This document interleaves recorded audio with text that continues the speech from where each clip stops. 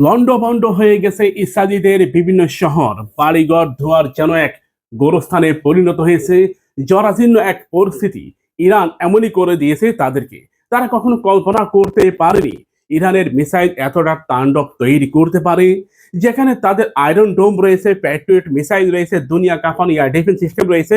তারপরেও ইরান যেন সবকিছুকে ভেদ করে ইসরায়েলিদের সব তছনছ করে দিয়েছে। এখন পর্যন্ত কয়েকশো ইসরায়েলি দুনিয়া থেকে বিদায় নিয়েছে। পরিস্থিতি খুব নাজুক। এই মুহূর্তেও তারা যুদ্ধ বিরতির আহ্বান জানাচ্ছে। ঠিক তখনই ইরানের সর্বোচ্চ কর্মকর্তারা জানিয়েছেন কোন অবস্থায় তারা যুদ্ধ বিরতি গ্রহণ করবে না। ততক্ষণ পর্যন্ত তারা এটা চালিয়ে যাবে যতক্ষণ না মধ্যপ্রাচ্য থেকে পুরোপুরি আমেরিকা তাদের সবকিছুকে গুটিয়ে না নেবে। একই সাথে মধ্যপ্রাচ্যে কোনো রাষ্ট্রে তারা কোনো প্রকার সামরিক অ্যাক্সেসরিজ বিক্রি করতে পারবে না। এই দুটি শর্ত মানলেই ইরান যুদ্ধবিরতি মেনে নেবে। আমেরিকা কি এটা মানবে? কখনোই না। কারণ আমেরিকার আয়ের অন্যতম উৎস অস্ত্র বিক্রি। আর আমেরিকার উপর জিত করে ইরান যেন ইসরায়েলিদেরকে শেষ করতেছে। মানে ব্যাপারটা হচ্ছে এমনই, জিত যার উপরে হোক না কেন, আঘাত এক জায়গায় হবে। ইরানের পররাষ্ট্রমন্ত্রী তিনি জানালেন, আমরা তো কেবলমাত্র শুরু করেছি। আমরা যখন এটা সমাপ্ত করব তখন হয়তো আপনারা এটা জানতে পারবেন এই পৃথিবীতে মধ্যপ্রাচ্যে আমেরিকার কোনো অস্তিত্বই থাকবে না। একই সাথে আমেরিকার অর্থনীতিকে আমরা এমনভাবে শেষ করে দিব যে তারা কখনো কোনো রাষ্ট্রের বিপক্ষে যুদ্ধ করার চিন্তা ভাবনাও করবে না। আমরা তো কেবলমাত্র শুরু করেছি। আমরা আমাদের প্রতিবেশী বন্ধু রাষ্ট্রগুলির কাছ থেকে আমরা ভালো কিছু আশা করি। আমরা মনে করি তারা আমাদেরকে সমর্থন দেবে, কিন্তু সামরিক সহায়তার কোনো প্রয়োজন নাই। ইরান যথেষ্ট পরিমাণে সামরিক অ্যাক্সেসরিজ তৈরি করে রেখেছে।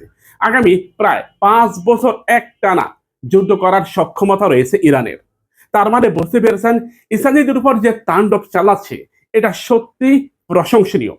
প্রায় 200 কোটি মুসলিমের মধ্যে প্রায় 99% মুসলিম ইরানকে এখন ধন্যবাদ দিচ্ছে, যদিও এখানে অনেকেই বিরোধিতা করতেছে।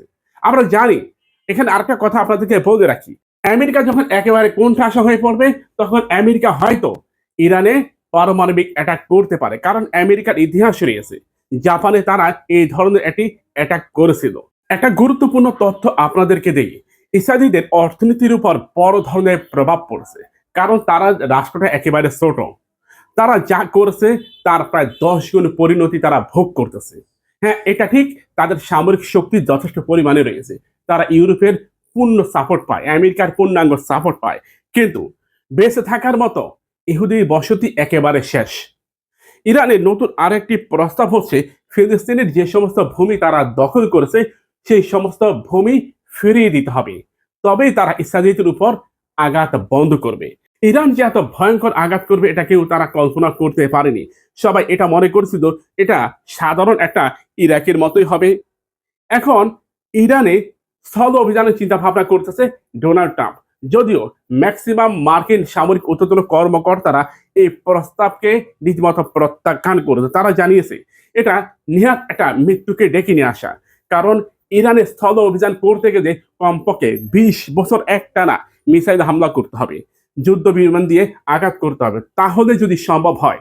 এই মুহূর্তে ইরানের স্থল অভিযান মানে রীতিমতো মৃত্যুকে ডেকে নিয়ে আসা। ভিডিওটি শেয়ার করুন আপনার প্রিয় বন্ধুকে, আর একই সাথে এটা জানান আপনি কি ইরানের পক্ষে নাকি তথাকথিত ইহুদিবাদীদের পক্ষে।